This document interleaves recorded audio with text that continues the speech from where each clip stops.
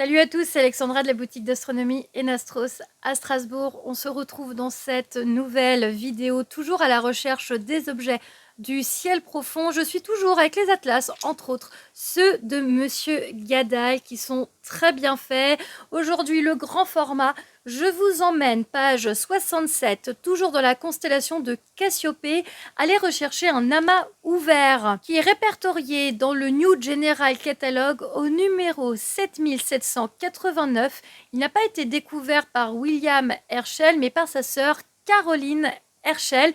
Il porte donc le nom de l'amas de la rose de Caroline. Il a plusieurs noms, mais c'est un peu celui-ci qu'on lui donne. On l'appelle également l'amas fantôme, l'amas de la brume d'étoiles, Herschel Spiral Cluster, mais c'est vrai que c'est très poétique. L'amas de la rose de Caroline, je trouve ça très joli. En fait, ils ont vu comme une rose en fait dans cet ensemble d'étoiles. Il est situé à 6000 années-lumière de nous et avec sa magnitude à 6,7. Je vous conseille quand même de favoriser un ciel loin des lumières. Ça paraît assez logique avec tous les objets, mais celui-ci est vraiment assez minutieux à aller observer et favoriser un télescope dont les diamètres se rapprochent plus des 150, 200, 250 mm et plus. 130, je pense que vous arriverez à le voir, mais un petit peu plus minutieux à aller observer. Pour aller le retrouver, j'utilise toujours ici le logiciel Stellarium.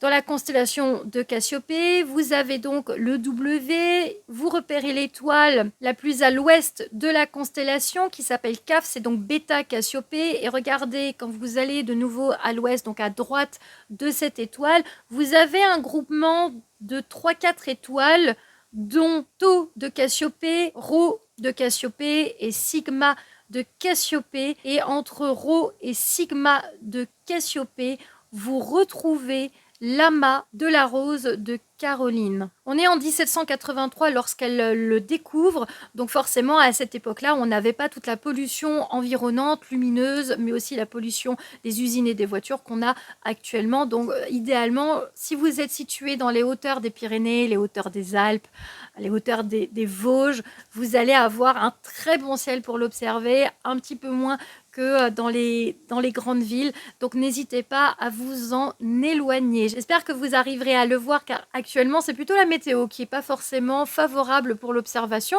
Mais il est déjà arrivé qu'on ait de très beaux ciels en cette fin de saison automnale. Je vous remercie d'avoir regardé ma vidéo. N'hésitez pas à vous abonner à ma chaîne. Vous pouvez également me suivre sur les réseaux sociaux. Il y a le Facebook Enastros et l'Instagram Alex Enastros et Enastros.fr. Salut!